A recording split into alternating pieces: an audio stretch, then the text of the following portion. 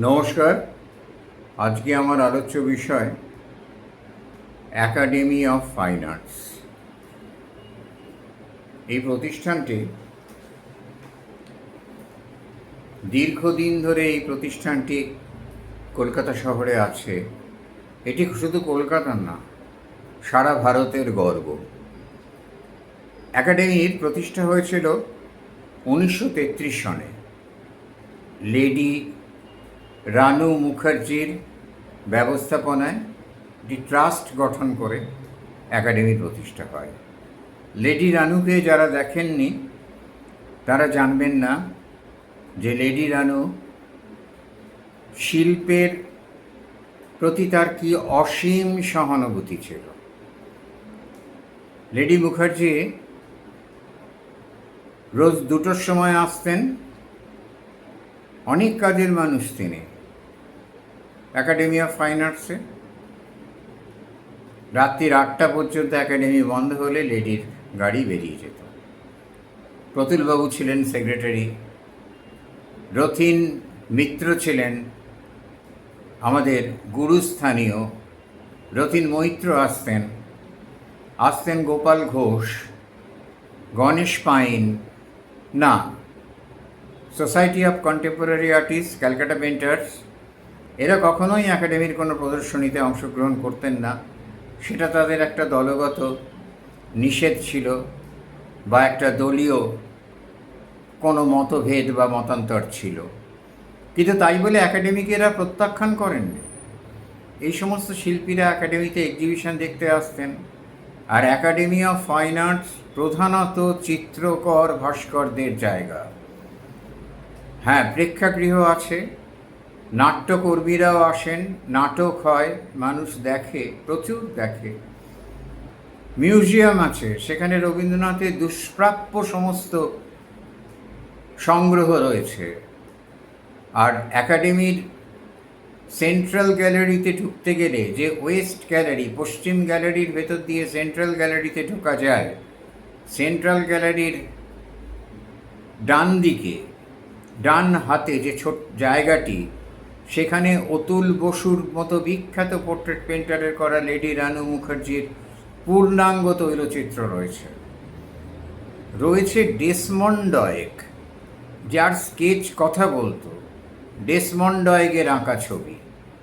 দোতলার কালেকশানের কথা নাইবা বললাম, সেখানে রবীন্দ্রনাথের গাউন থেকে, কলম থেকে, রবীন্দ্রনাথের কালীর দুয়ার থেকে অনেক কিছু সেখানে আছে। আর আছে অপুরন্ত ছবির ভাণ্ডার। এই একাডেমি ফাইন আর্টসের গায়ে রাজনৈতিক রং না লাগালেই নয়।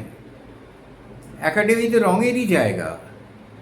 যেমন নাট্যকলায় 9টি রসের 9টি রং উপচে পড়ে, তেমনই একাডেমির প্রত্যেকটি গ্যালারিতে, সেন্ট্রাল গ্যালারিতে, দুপাশে 2টো উইং গ্যালারিতে, ওয়েস্ট গ্যালারিতে রঙে রসে ছড়াছড়ি। একাডেমিতে বেগম আক্তার গান গেয়ে গেছেন, বেগম আক্তারের মতো শিল্পী। একাডেমিতে সত্যজিৎ রায় সম্ভবত একবার এসেছিলেন। একাডেমিতে জগন্নাথের মতো বিখ্যাত নাটক দেখেছি, মারিচ সংবাদ দেখেছি। কিন্তু একাডেমিতে তাদেরও রাজনৈতিক মতাদর্শ ছিল। আমাদের নাট্য দলগুলোর রাজনৈতিক মতাদর্শ চির সময়ই থাকে। কিন্তু তাই বলে তো কখনো রং নিয়ে এত ঘটনা ঘটতে দেখিনি। একাডেমির সুন্দর একটি রঙের কম্বিনেশন ছিল। একাডেমির ওপরে যে কথাটা লেখা আছে, আত্মসংস্কৃতি বার্ব শিল্পানি, সেই আত্মসংস্কারই যদি না হয়, শুধু যদি রং নিয়ে প্রাধান্য বিস্তারের মারামারি হয়, তাহলে তো শিল্পের অঙ্গনে প্রবেশ করাটাই ভুল। যারা প্রবেশ করছেন শিল্পের অঙ্গনে, তারা তো শিল্পকে সেই সম্মানটা দিচ্ছেন না। আত্মসংস্কৃতি বার্ব শিল্পানি, প্রত্যেকটা বিষয়ে রাজনৈতিক রং লাগাতে হবে।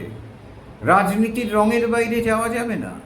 একটা ফেস্টুন, একটা ব্যানার, 50-60টা মানুষ রাস্তায় দাঁড়িয়ে গেল, করতে হবে, দিতে হবে স্লোগান। একটা রং চাই, রং না হলে চলবে না। একাডেমি তো রঙের জায়গা, নাই বা হলো সেখানে বিশেষ কোনো রাজনীতির রং। কিছু একাডেমির সঙ্গে সম্পর্ক 50 বছরের। একাডেমির ওয়েস্ট গ্যালারিতে আমার দ্বিতীয় প্রদর্শনী, একক প্রদর্শনী হয়। তারপর একাডেমির বার্ষিক প্রদর্শনী, মিডসামার প্রদর্শনীতে কতবার যে আমার ছবি নির্বাচিত হয়েছে তার ইয়ত্তা নেই, সংখ্যা মনেও নেই আমার। একাডেমির সঙ্গে প্রত্যেকটা মানুষের সম্পর্ক। একাডেমিতে শুভাপ্রসন্ন না ক্যালকাটা পেন্টার্সে ছিলেন, একাডেমিতে পার্টিসিপেট করতেন না, কিন্তু আসতেন। গোপাল সান্যাল আসতেন। এই একাডেমি অফ ফাইন আর্টসে আজকে হঠাৎ করে রাজনৈতিক রং লাগাবার প্রয়োজনটা হলো কেন? একাডেমির আমি কলকাতা ছেড়ে আছি অনেক দিন, বহুকাল একাডেমিতে যাওয়া হয় না, কিন্তু আর প্রতুলদা, তুষার এরা কেউ নেই, তখনকার দিনের কর্মচারী ছিলেন এরা। প্রতুলদা সেক্রেটারি ছিলেন। একাডেমির ওই সবুজ প্রাঙ্গণে বসে আমরা ঘন্টার পর ঘন্টা গল্প করেছি, গান গেয়েছি, জমিয়ে তোলা হয়েছে আসর 8টা পর্যন্ত, যতক্ষণ না একাডেমি বন্ধ হয়। কখনো তো কোনো দলীয় পতাকা দেখিনি, তখনও তো এই দলগুলো ছিল, তখনও তো তারা নাট্যক্ষেত্রে আধিপত্য বিস্তার করতে চাইত। কিন্তু মারিচ সংবাদের মতো নাটক হয়েছে একাডেমির মঞ্চে, আমরা হাঁ করে দেখেছি। তাহলে হঠাৎ আজ কী প্রয়োজন হলো যে একাডেমিতেও একটা বিশেষ রঙের ছাপ দিতে হবে? রাজনীতি ছাড়া আর কোনো নীতি নেই, শিল্পনীতি নেই, শিক্ষানীতি নেই, শুধু একমাত্র অজেয় অমর রাজনীতি। রাজনীতি করতে হবে আমাদের। আমরা রাজনীতি না করলে মুছে যাব। কিসের রাজনীতি, কিসের লড়াই? শিল্পের মাধ্যমে পরিবর্তন ঘটিয়ে দেওয়া যায়, কিন্তু সেটা বাহ্যিক আড়ম্বর করে নয়।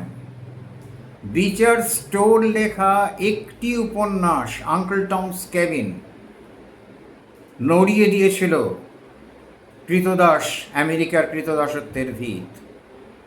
আমাদের ভারতবর্ষে হয়েছে পথের দাবি, নাড়িয়ে দিয়েছিল ইংরেজ সরকারকে। জয়নুল আবেদিনের আঁকা সেই বিখ্যাত দুর্ভিক্ষের ছবিগুলো, হরিপুরা কংগ্রেসের সেই নন্দলাল বসুর বিখ্যাত শ্রমজীবী মানুষের ভারতীয় ধরনে আঁকা ছবি।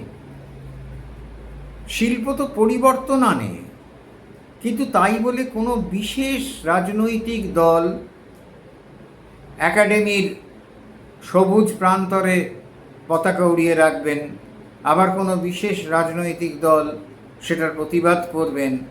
রঙিন দলীয় রাজনীতির রং লাগাতে হবে। দল জানি না, রাজনীতির রং লাগাতে হবে। রাজনীতির রং না লাগালে কোনো বিষয়টাই সফল না। যে করে হোক রাজনীতির রং লাগাতে হবে। একাডেমির মতো একটা এত সুন্দর জায়গা, শিল্পীদের, নাট্যশিল্পীদের, ভাস্কর শিল্পীদের, বিশেষ করে চিত্রশিল্পীদের মিলন ক্ষেত্র ছিল একাডেমি। হাত জোড় করে রাজনৈতিক ব্যক্তিত্বদের কাছে অনুরোধ করছি, একাডেমির জায়গায় থাকতে দিন। একাডেমিকে লেডি রানু মুখার্জি যে উদ্দেশ্য নিয়ে করেছিলেন, প্রথমে তো এটা মিউজিয়ামে ছিল, মিউজিয়ামের 2খানা ঘর নিয়ে এটা ছিল একাডেমি অফ ফাইন আর্টস। তারপর ডক্টর বিধানচন্দ্র রায় এবং জওহরলাল নেহেরু এদের প্রচেষ্টায় ওই জমি সব নিয়ে ওই সুন্দর বিশাল বিল্ডিং করা হয়। সুন্দরভাবে একাডেমিকে সাজানো হয়, বিভিন্ন গ্যালারি তৈরি হয়, নাট্যমঞ্চ তৈরি হয়। তখন একাডেমির বাইরে এত ভিড় ছিল না, একাডেমি তখন একটা নিজস্ব জায়গায় ছিল। আবার একাডেমি অফ ফাইন আর্টসকে সেই জায়গায় ফিরিয়ে দিন। দোহাই আপনাদের, সমস্ত বিষয়ে রাজনীতির রং লাগাবেন না। রাজনীতি ক্ষেত্র বিশেষে ঘুণ পোকার মতো কুড়ে কুড়ে খেয়ে ভিত নাড়িয়ে দেয়। সব বিষয়ে রাজনীতির প্রয়োজন নেই। যেখানে রাজনীতির প্রয়োজন আছে সেখানে আপনারা রাজনীতি করুন, আমরা সকলেই তার সমর্থন করব, কেন করব না।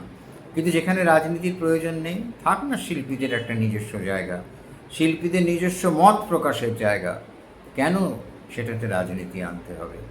নমস্কার।